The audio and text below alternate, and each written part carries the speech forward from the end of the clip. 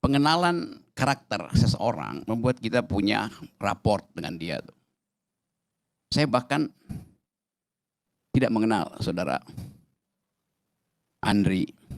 Seperti saya kenal Dimas, saya kenal Bivitri, kenal Ngabalin, kenal Pak Karni atau kenal Isnur tuh. Tapi ada semacam etika di dalam masyarakat sipil, terutama mereka yang menghidupkan ide tentang hak asasi manusia, yaitu memelihara kejujuran. Karena itu tuh etik yang mengikat kita adalah kejujuran tuh. Kontras, saya ikut mendirikan Kontras. Dipakai, didirikan untuk menghasilkan kejujuran berhadap-hadapan dengan ketidakjujuran di masa Orde Baru. Karena itu kita pakai nama Kontras, S di belakangnya besar. Kontra ketidakjujuran. Ya tentu Bung Hertu, apapun peristiwa ini menambah kegelisahan, menambah ketidakpastian politik karena yang bersangkutan Andre ini adalah aktivis Kontras dan kaitannya tentu dengan aktivitas yang bersangkutan. Dan kita tahu reputasi Kontras yang selalu memberi kritik terutama pada usaha-usaha untuk membatalkan demokrasi. Jadi kalau air keras itu disiramkan pada Andre, itu artinya ada upaya untuk membungkam suara kritis dari masyarakat sipil. Kan Andre bukan seseorang yang individual, dia bagian dari perjuangan politik, perjuangan demokrasi LSM Indonesia. Jadi ujian ini bukan sekedar pada masyarakat sipil, yaitu keinginan untuk memperoleh perlindungan dari negara, tetapi juga pada Presiden Prabowo, karena tentu rating Indonesia akan drop, akan turun lagi itu, karena dianggap bahwa di era Presiden Prabowo penghargaan dan penghormatan pada para pejuang hak asasi manusia, pejuang demokrasi itu tidak terlindung itu. Apapun kita boleh menganggap bahwa ini ada the fifth column, ada koloni kelima di dalam kekuasaan atau di luar kekuasaan yang ingin menguji daya tahan politik atau sebut aja konsistensi dari pemerintah, terutama presiden di dalam menjaga hak asasi manusia. Saya baca tadi Pak Pigai, Menteri HAM, sudah meminta supaya polisi mengusut tuntas ini. Tentu dunia internasional juga akan mencatat peristiwa ini sebagai penghinaan terhadap demokrasi. Jadi kita mulai menduga bahwa krisis politik mulai dipancing melalui peristiwa-peristiwa yang dianggap kecil tetapi dengan impact yang besar. Karena yang disiram air keras adalah seorang pejuang aktivis hak asasi manusia. Dan dia baru menyelesaikan podcast yang temanya adalah mempertanyakan aktivitas militer atau keterlibatan militer dalam politik atau dalam banyak institusi sipil.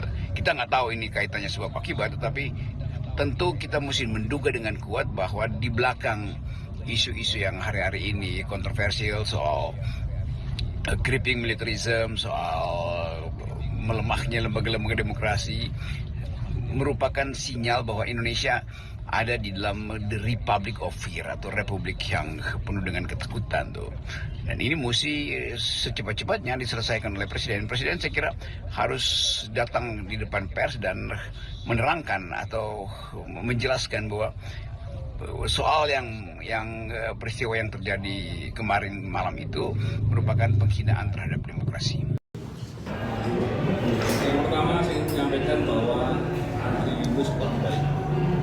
Dia orang yang berintegritas, kritis dan berani. Apa yang dia lakukan itu bukan untuk kepentingan pribadinya dia. Dia berjuang, dia melakukan sesuatu untuk kepentingan orang banyak.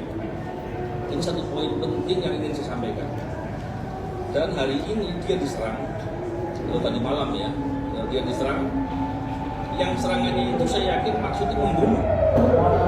Kenapa? Dia serang pelakunya ini menyiram air keras di area muka.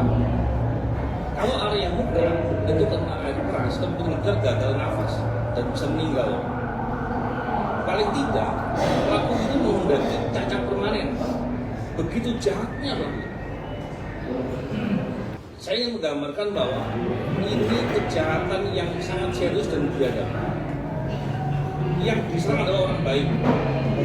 Dia kritis, dia peduli, dia mencintai negaranya.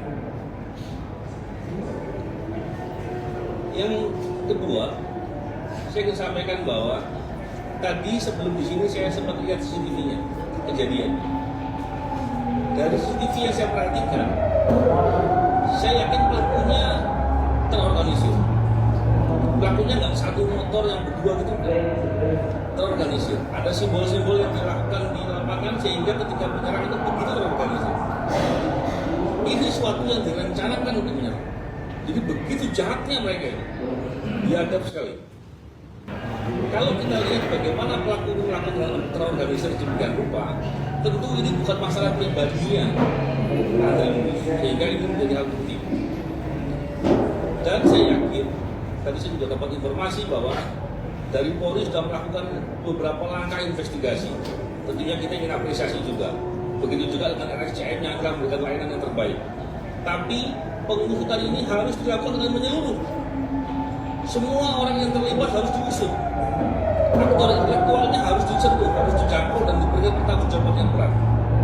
Oleh karena itu, saya juga mendesak kepada Pak Presiden agar memberikan perhatian ke perkara ini dan memberikan dukungan kepada Polri untuk bisa mengusut lebih sungguh-sungguh agar semua pelakunya bisa diberikan hukuman yang seberat-beratnya.